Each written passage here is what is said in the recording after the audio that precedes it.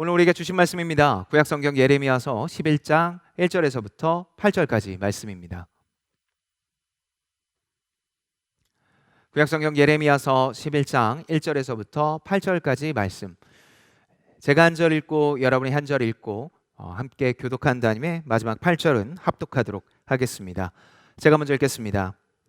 여호와께로부터 예레미야에게 임한 말씀이라. 이르시되 너희는 이 언약의 말을 듣고 유다인과 예루살렘 주민에게 말하라. 그들에게 이르기를 이스라엘의 하나님 여호와께서 이와 같이 말씀하시되 이 언약의 말을 따르지 않는 자는 저주를 받을 것이니라. 이 언약은 내가 너희 조상들을 샘풀무 애굽 땅에서 이끌어내던 날에 그들에게 명령한 것이라. 곧 내가 이르기를 너희는 내 목소리를 순종하고 나의 모든 명령을 따라 행하라. 그리하면 너희는 내 백성이 되겠고 나는 너희의 하나님이 되리라. 내가 또 너희 조상들에게 한 맹세는 그들에게 젖과 꿀이 흐르는 땅을 주리라 한 언약을 이루리라 한 것인데 오늘이 그것을 증언하느니라. 하라 하시기로 내가 대답하여 이르되 아멘 여호와여 하였노라.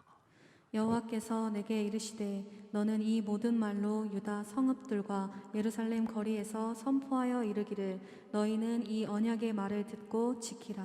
내가 너희 조상들을 애굽 땅에서 인도하여 낸 날부터 오늘까지 간절히 경계하며 끊임없이 경계하기를 너희는 내 목소리를 순종하라 하였으나 그들이 순종하지 아니하며 귀를 기울이지도 아니하고 각각 그 악한 마음에 완악한 대로 행하였으므로 내가 그들에게 행하라 명령하였어도 그들이 행하지 아니한 이 언약의 모든 규정대로 그들에게 이루게 하였느니라 하라. 아멘. 오늘 하나님께서 주신 말씀이 예레미야서 11장 1절에서부터 8절까지 말씀을 가지고 하나님의 소유된 백성이라는 제목으로 하나님 말씀 잠시 나누도록 하겠습니다. 이런 속담이 있습니다. 개구리 올챙일적 생각 못한다. 개구리 올챙이적 생각 못한다라는 속담이 우리에게 아주 잘 알려져 있죠. 지난날에 어려웠던 때의 일은 생각하지 못하고 마치 처음부터 굉장히 잘났던 모습인 것 마냥 뽐내는 비유. 그러니까 나 원래 되게 괜찮아. 과거 따윈 싹 잊고 그냥 지금 모습이 원래 괜찮았던 모습인 것처럼 살아가는 모습을 비유하는 내용입니다.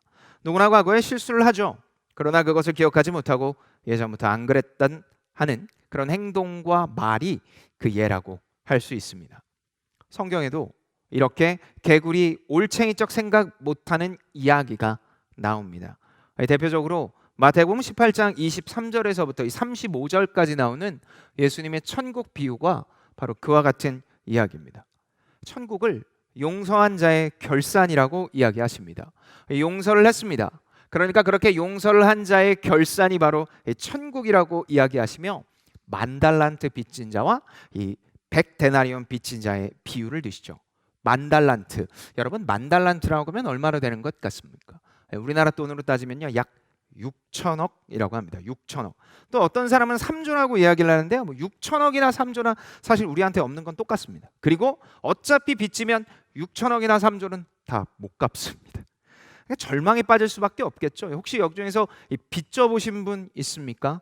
저도 여러 가지 상황 속에서 그런 것들을 경험해 본 적이 있는데요. 그게 100원이 됐건 10,000원이 됐건 6천억이 됐건 어쨌든 빚은 되게 부담스러운 일입니다. 절망에 빠질 수밖에 없겠죠.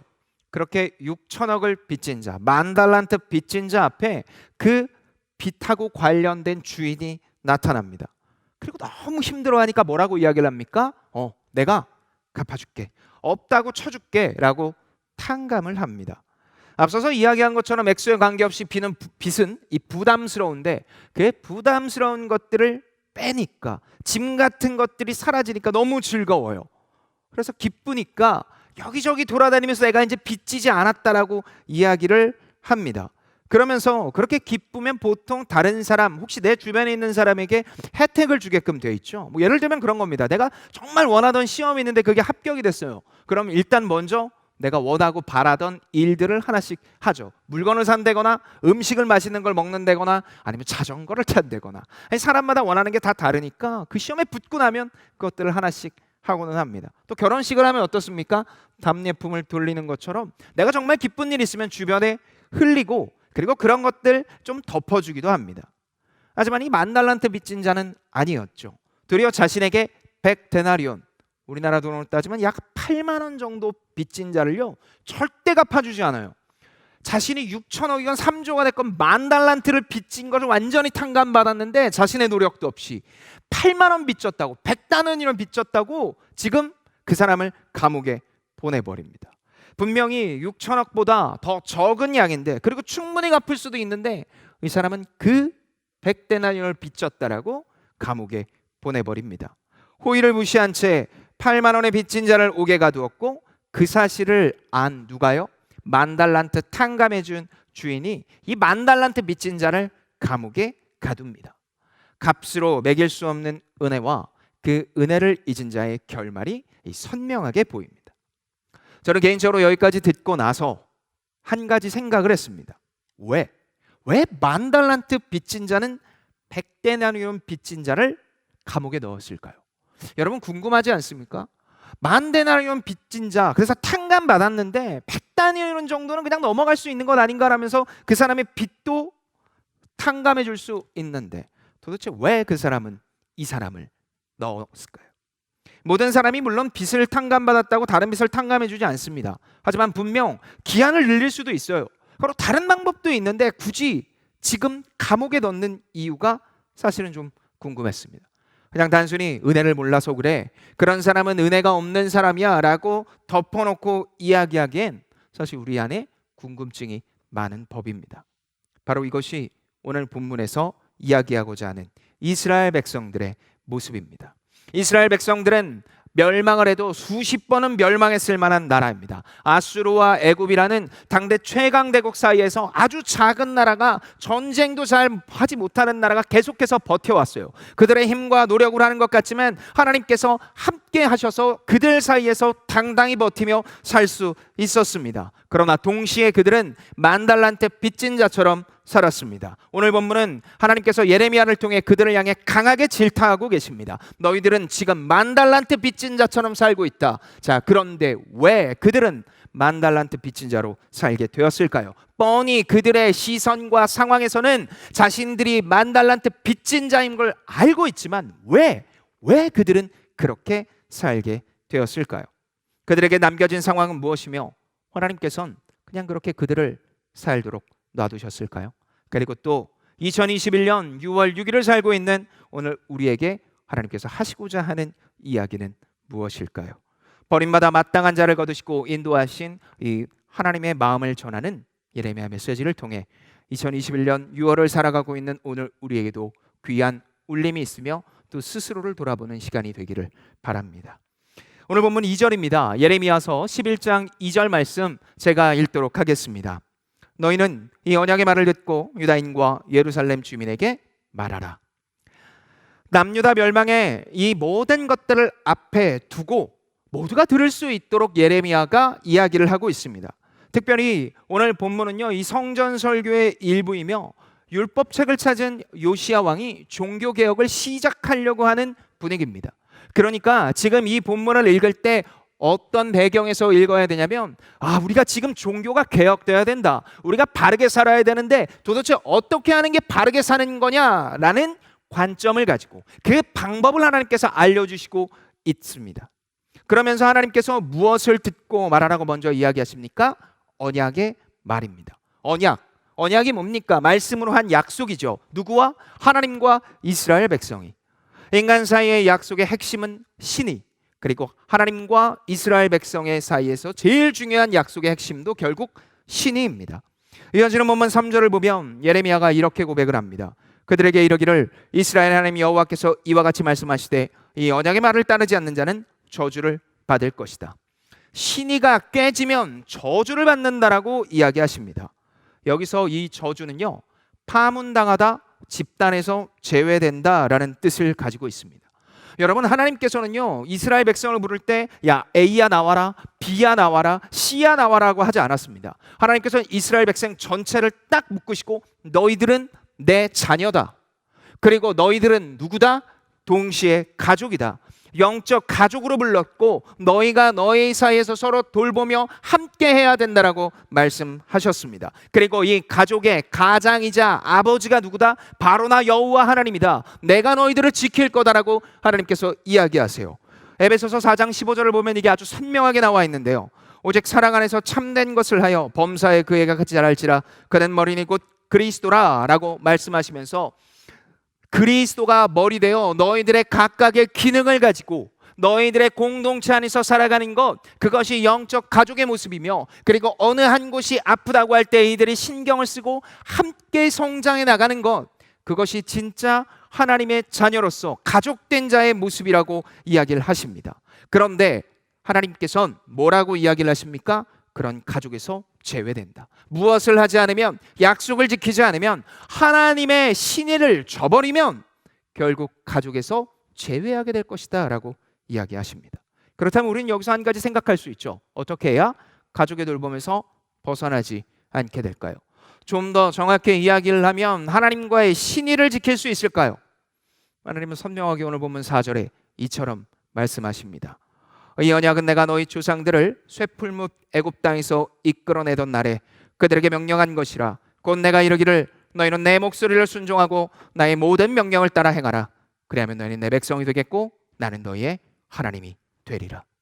기억하라고 얘기하십니다. 어떤 상황을 기억하라고 얘기하십니까? 너희 조상들 수천 년 전에 쇠풀물 같은 애굽 땅에서 노예로 살고 있던 그들을 꺼내서 나오던 그날, 유월절에 바로 그날을 기억하라고 이야기를 합니다. 쇠풀물은 철을 녹이는 용광로입니다. 용광로, 여기 들어가 본 분 있습니까? 있으면 안 됩니다. 들어가면 다 녹으니까요. 용광로와 같은 뜨거움, 그러니까 그런 고통이 지금 조상들에게 있었습니다. 너무 힘들었어요. 그래서 그 고통의 소리를 듣고 하나님께서 뭐라고 이야기를 하십니까? 내가 데리고 나올게.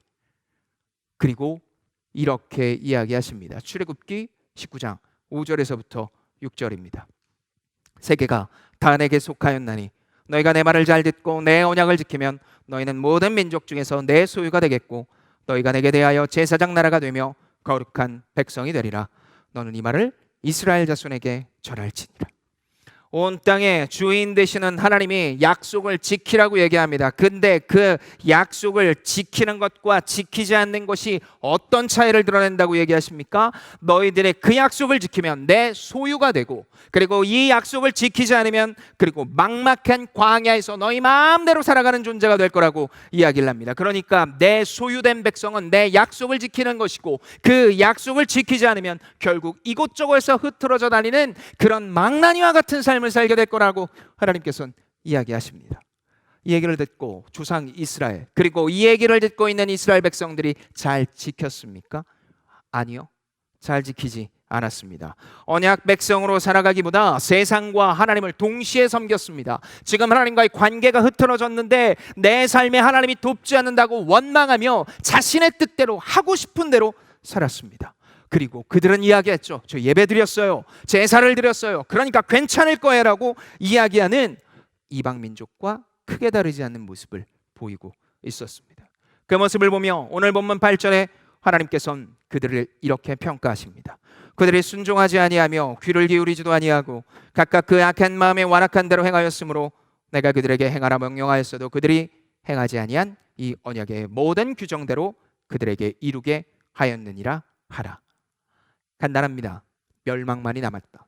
너희들이 나와의 약속, 나를 따르고 너의 중심을 돌이켜 온전히 하나님이 유일한 구주 되시고 그분만을 따라야 된다라고 입술이 아니라 삶의 모든 것들로 드러날 수 있었어야 됐는데, 그렇지 않은 너희들에겐 용광로와 같은 쇳불물과 같은 그 뜨거운 저주만이 남아있다. 내 삶 속에서 너희들이 없는 자로 여기게 될 것이다. 하나님께서 이야기하십니다. 그리고 내게 순종하지 않은 자 어떻게 한다? 아주 심각한 저주의 틀 속에 갇히게 될 것이다. 하나님께서는 그렇게 말씀하십니다. 여기까지 듣고 저는 개인적으로 두 가지 질문이 생겼습니다. 약속을 누가 시작했습니까? 도대체 이 약속을 누가 시작을 했습니까? 하나님이 했습니다. 우리가 하자고 그랬습니까? 하나님 약속해 주세요. 내게 약속을 해주셔야 저도 살아요라고 이야기했습니까? 아니요. 한 번도 그런 얘기한 적 없어요. 하나님께서는요, 약속하자, 나하고 약속해야 돼, 나하고 엮여야 돼 라고 하나님께서 계속 얘기하세요. 우리가 한 게 아니라고요. 그런데 하나님께서는 처음부터 당신이 해놓고 그걸 따르지 않는다고, 이 길이 아닌 걸 걷고 있는 그들을 향해 너 이 길로 안 오면 저주받을 거야, 나한테 재앙을 받을 거야, 너희 그러면 안 되라고 왜 이렇게 해놓고 끙끙 앓냐는 거예요. 안 하면 좋을 걸. 내가 하자고 한 것도 아닌데. 왜냐하면 굳이 언약을 맺으셔서 벌을 내시고 이 끙끙 앓는 하나님이 왜 그러셨냐면 우리를 사랑하시기 때문입니다.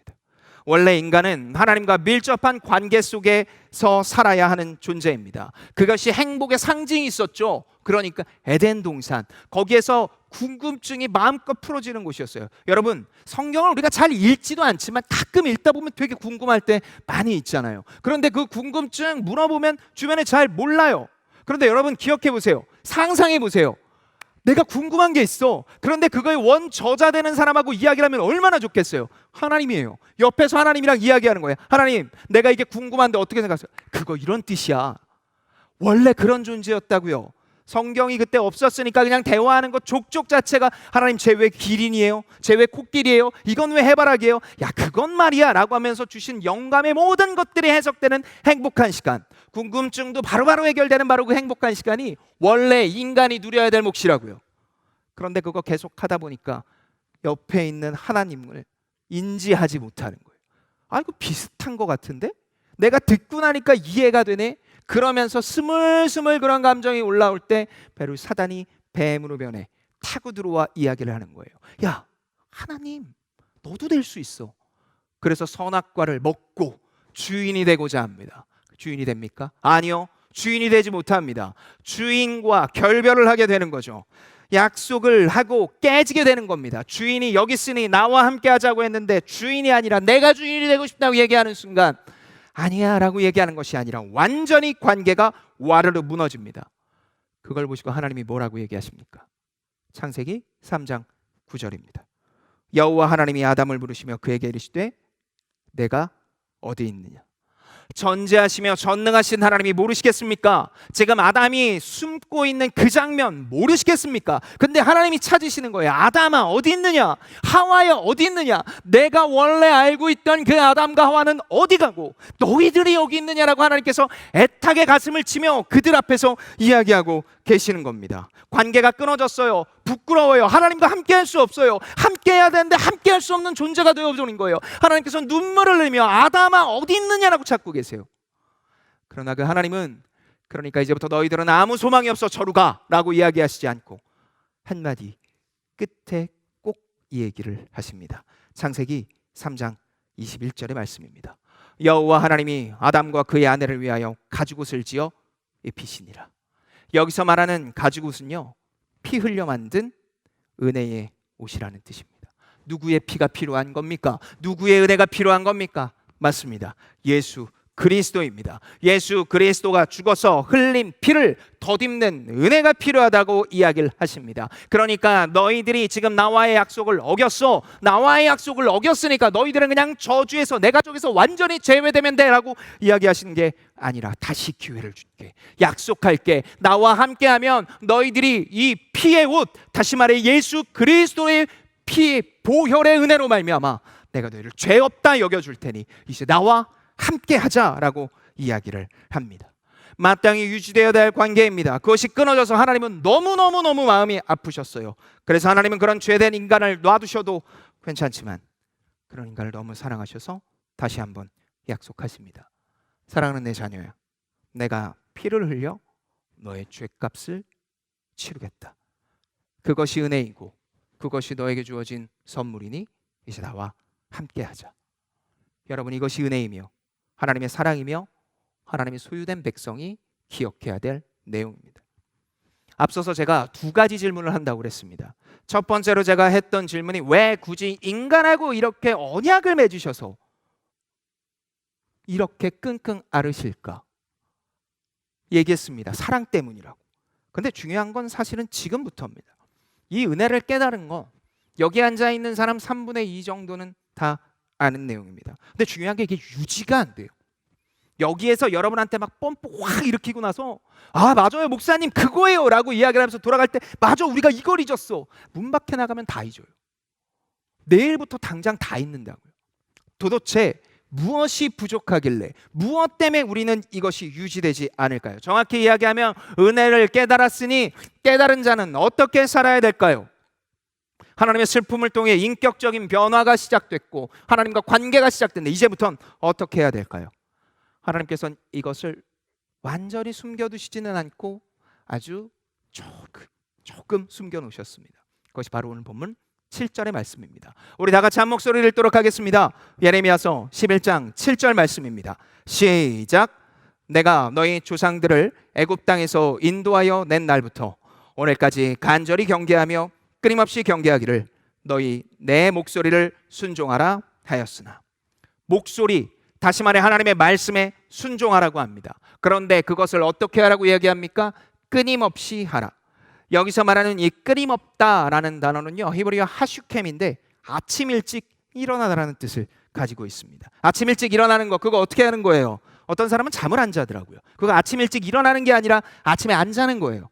아침에 일찍 일어나는 건 결국 우리가 다 알고 있는 것처럼 부지런한 겁니다. 무엇에 부지런하라고 이야기를 하고 있습니까? 하나님의 목소리인 말씀을 배우고 깨닫고 실천하는 것에 부지런해야 된다라고 이야기를 합니다. 하나님의 소유된 백성입니다. 내가 하나님의 백성이에요. 하나님을 따르겠다라고 이야기를 해요. 그런데 하나님께서는 뭐라고 얘기하십니까? 맞아. 너 그거 깨달은 건 맞아. 그런데 그것을 이 땅에서 계속 유지하며 남들과 정확하게 구분되게 살기 위해서 너에게 필요한 게 있어. 그게 바로 말씀이야. 배워야 돼. 깨달아야 돼. 알아야 돼. 실천해야 돼. 그것을 가지고 살아내야 돼. 그게 진짜 하나님의 소유된 백성이라고 하나님께서는 예레미야를 통해 이야기하십니다. 많은 사람들이 쉽게 얘기하죠. 은혜 받았어요. 많은 사람들이 쉽게 이야기를 합니다. 은혜대로 살았어요. 하지만 그것이 남의 얘기가 되는 이유는 바로 내가 은혜의 원천 되시고 은혜의 기준 되시는 하나님의 말씀을 듣지 않고 보지 않고 따르지 않고 실천하지 않았기 때문입니다. 말로는 하나님의 소유라고 하지만 듣지 않습니다. 그래서 하나님이 눈물을 흘리세요. 뭐라고요? 앞서서 아담을 부른 것처럼 살아가는 내 자녀야. 내 이름을 불러가시며 내 옆에서 지금 안타까워하시는 거예요. 살아가는 내 자녀야. 이제 좀 보자. 이제 좀 듣자. 이제 좀 실천하자. 도대체 지금 무엇을 하고 있냐? 너 예배 때 뜨겁게 눈물 흘리며 기도하며 그렇게 가겠다며. 그래서 내가 지금 옆에서 이렇게 이야기하는데 너는 왜 귀를 닫고 있느냐? 하나님께서는 이야기하고 계십니다. 자, 우리의 시선을 설교의 가장 앞부분으로 돌려봅시다. 개구리 올챙이적 생각 못한다는 속담, 그리고 만달란트와 100데나리온 빚진 자의 이야기, 그 모습이 이스라엘 백성의 모습이라고 했습니다. 그리고 그들은 만달란트 빚진 자처럼 탕감 받았음에도 그들은 빚진 자를 옥에 넣었습니다. 왜요? 왜 그렇게 했습니까? 바로 오늘 본문에서 이야기하는 것처럼 말씀으로 경계선을 세우지 않고 은혜를 잊었기 때문입니다. 제한된 인간적인 사고에 꾸준히 스스로 할 수 없기에 우리가 말씀을 비추어 그 말씀이 인도하는 대로 꾸준히 갈 수 있어야 되는데 그렇지 않았기 때문입니다. 마냥 괜찮다고 우리가 선택된 백성이라고 내가 하나님과 관계가 이 정도면 괜찮다라고 여기면서 그렇게 살아왔기 때문입니다. 이 모습이 우리의 모습은 아닙니까? 고통 속에 있던 우리를 꺼내시어 하나님께서는 짊어지기 쉬운 짐을 우리에게 주셨습니다. 아무것도 없는 게 아니에요. 짊어지기 쉬운 짐, 가능한 짐으로 우리한테 짊어주셨어요. 심지어 그것도 성령께서 내주하시어 힘을 주시며 그것을 이기게 하신답니다. 그런데 그 하나님께서 주신 이 가벼운 짐을 완전하게 깨닫고 나아가기 위해서 하나님께서 단 하나를 이야기를 하세요. 나와 친하게 지내자. 내가 준 말씀을 가지고 듣고 깨달음으로 실천하면 된다. 너희들이 가야 될 길이 이거라고 이야기를 하세요. 그런데 우리는 조금도 그것의 말씀에 귀 기울이지 않고 있다는 겁니다. 일주일 168시간 중 여러분은 하나님의 말씀을 듣고 따르는데 얼마나 시간을 보내고 있습니까? 하루 1440분 중 도대체 몇 분이나 하나님의 말씀 앞에 내 마음을 드리고 있습니까? 하나님 저 바빠요. 하나님 저 공부해요. 하나님 저 연애해야죠. 하나님 저 결혼도 해야 돼요. 당등등 하나님께서 얘기한 이 땅의 모든 것들을 이야기하며 얘기해 보십시오. 하나님께서 항상 이야기합니다. 그래서 나와의 관계가 가장 중요하고, 그걸 통해 연애를 봐야 되고, 그걸 통해 직장을 봐야 되고, 그걸 통해 관계를 바라봐야 되고, 그걸 통해 결혼을 바라봐야 되는데, 어느 순간에서부터인가 결혼이, 직장이, 돈이, 학교가, 시험이 등등등 세상에 하나님께서 선물처럼 나주는 모든 것들이 마치 내 삶의 중심인 것 마냥 살아가는 자들을 향해 하나님께서 이야기하시는 건 딱 하나, 그보다 가장 먼저 바쁜 것보다 중심되는 중요한 말씀을 통한 나와의 관계를 이야기하며, 너가 세상에서 구별되는 일은 조금 더 선한 일을 하거나 남들보다 조금 더 착한 게 아니라 바로 여기 있다라고 이야기하시고 있습니다. 잊지 마십시오.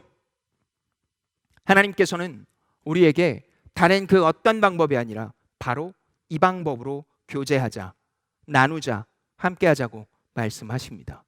그런데 한 가지 아이러니합니다. 나는 어제도 그제도 별로 말씀으로 하나님과 교제하지 않았어요. 그런데 오늘 또 이 자리에 나와 있어요. 왜 그런 것 같습니까? 하나님이 우리를 사랑하기 때문입니다. 다시 한번 기회를 주시는 거예요. 아침에 해를 뜨게 하시고 저녁에 달을 뜨게 하신 뒤 다시 해를 뜨게 하시는 이 반복의 이유는요, 지긋지긋한 날이 계속해서 이어지고 언젠간 회사에서 나를 괴롭히고 있는 직장 상사가 나갈 것을 기대하는 해가 아니라 하나님과의 관계를 가지고 그 해를 바라보며 창조하신 하나님과 관계를 맺으며, 아, 내가 하나님과 조금 더 가까이 가야 되지, 내가 하나님과 계속해서 함께 해야 되지라는 깨달음을 주기 위해서 하나님께서 해와 달을 창조하시고 우리에게 보여주시는 겁니다. 그것뿐이겠습니까? 숨을 쉬는 이유, 공기가 있는 이유, 밥을 먹는 이유 하나하나가 모두 다 하나님 때문입니다. 여러분 보고 모두 다 목사 되라는 거 아니에요. 선교사 되라는 거 아니에요. 여러분이 살아있는 바로 그곳에서 말씀을 가지고 하나님과 교제를 하며 경계를 세우고, 그리고 그 자리에서 하나님의 뜻을 실천하는 겁니다. 그것이 2021년 6월을 살아가고 있는 오늘 우리에게 하나님께서 주시는 메시지입니다. 사랑하는 JPeople 여러분, 오늘 본문에서 하나님은 끓는 피가 뒤집어 쓰는 것과 같은 뜨거운 심정을 가지고 예레미야를 통해 말씀하십니다. 나의 소유된 백성아, 나와 함께하자. 나의 소유된 백성아, 이제는 나와 함께하자라고 이야기를 하십니다. 하나님께서 그렇게 이야기를 하시며 너희들이 받은 그 은혜, 들린 것, 그것으로 만족하지 말고 너희의 일상 속에서 나하고 친하게 지내자. 근데 그 친하게 지내는 방법은요, 다른 그 어떤 것이 아니라 말씀을 통해서만 가능하다고 이야기하십니다. 이 얘기를 듣고 많은 사람들은, 또 혹은 교회를 오래 다닌 사람들은 이야기합니다. 아우 지겨워. 그런데 잊지 마세요. 1000번이고 10,000번이고 교회가 이야기할 내용은 바로 이것입니다. 교회가 제일 처음에 시작될 때부터 말씀 때문이었습니다. 하나님의 말씀을 전하며 복음을 전하기 위해 세워져 있었습니다. 많은 사람들이 걱정을 하죠. 교회 공동체에 사람들이 나와야 되는데 점점 줄어들고 있어. 청년들을 위해서 뭔가 다른 기가 막힌 사역들이 필요해. 제가 한번 이야기했죠. 우리보다 몇 배, 몇십 배 더 큰 교회에서 제일 먼저 했던 생각이 뭐라고요? 달란트 잔치. 우리 달란트 잔치 한번 해볼까요? 여기 들어온 사람씩 주일날 5달란트 주는 거예요. 그래서 한 6개월 정도 모은 다음에, 여러분 이제 그거 갖고 떡볶이 사 먹어요. 여러분 좋아하는 거 드릴게요. 뭐가 있어요? 어쨌든 뭐 그거 드릴게요 라고 해서 해놓으면 사람들이 막 몰려와서, 야, 달란트 준대. 언제까지 달란트 잔치로 청년들을 모을 겁니까? 반대로 여러분이 좋아하는 것들 이 교회가 다 깔아놓고 오면, 맨날 그것만 하는 게 만약에 교회라면, 여러분 그럼 근본적으로 드는 생각은 딱 하네요. 교회가 아니고도 박해가 더 잘하는데, 교회가 아니고도 재밌는 건 저기 더 많은데 굳이 여기 왜 나와야 되냐고요. 시간이 지나면 듣게 된다고요? 아니요. 그걸로 온 사람은 그게 없어지면 교회를 나갑니다. 그러니까 교회는 계속해서 그걸 돌려야 돼요. 그러니까 여기 있는 사람들 보고 계속 이야기하는 거예요. 여러분, 행사를 돌려야 사람들이 와요. 사람들이 많아져야 우리가 더 잘하는 것처럼 보이는 거 아닙니까? 그래야 사람들이 들을 거 아니에요. 그렇게 온 사람들이 아닌데 어떻게 됐습니까? 아니요. 저는 JPeople에 오면서 하나님과 한 약속이 있습니다. 저는 여기에 있는 사람들이 1대1로 하나님의 말씀을 보게 하는 게 목적입니다. 좋은 찬양을 뮤직비디오도 찍고요. 그리고 주중 예배를 런칭해서 좋은 강사들, 좋은 찬양들 여기 다 모셔서 돈을 쏟아부어서 이 자리에 나오게 하는 것. 어떤 사람은 그거 되게 어렵다라고 얘기하는데 저 그거 되게 쉽습니다. 그러나 제가 하나님 앞에 설 때 하나님하고 약속한 게 있습니다. 하나님, 제가 이 사역을 해나가는, 그래서 하나님이 부르시는 그 날까지 제가 하나님께 약속드린 건 딱 하나, 청년들이 1대1로 하나님의 말씀을 보게 하겠습니다. 그것이 교회 밖에 어떤 단체의 몫이 아니라 교회의 몫이기에 제가 제 삶을 거기다 넣겠습니다. 그러니 아버지 나를 인도하소서. 잘못 걸린 것 같아요? 아, 이거 목사님 빡센 사람 걸렸네, 이런 것 같아요? 아니요. 제가 없어야도 저는 여러분이 하나님과 친했으면 좋겠습니다. 김은정 목사를 통해 하나님을 아는 것이 아니라 여러분의 하나님이었으면 좋겠다고요. 그러기 위해선 다른 그 어떤 것이 아니라 말씀이어야 돼요. 참지 못하고 말씀이 나에게서 떠나갔을 때 불편함을 느껴야 돼요. 언제쯤 읽겠지? 언제요? 언제쯤 해석하겠지? 언제요? 지금이에요. 그 귀한 도전 앞에 여러분의 아멘으로 화답할 수 있었으면 좋겠습니다. 지금부터 시작되는 우리들의 삶 속에 하나님의 말씀으로 말미암아 도전받고, 그리고 말씀을 통해 하나님과 교제하며 상황을 통해 하나님을 보는 것이 아니라 하나님의 말씀을 통해 상황을 보는 자. 그래서 앞으로 더 힘들고 어려운 일이 계속해서 이어지겠지만 하나님의 말씀을 통해 이 땅에 하나님의 온전한 통치를 기대하는 자, 그런 자가 여기에 있노라고. 엘리야 선지자가 하나님 도대체 남은 자가 어디 있습니까? 라고 할 때 7천을 숨겨놓았다라고 이야기를 하시는 것처럼 그런 영적인 7천 명이 바로 이 자리에 있다고 고백하는 우리 JP풀이 되기를 예수님의 이름으로 축복합니다.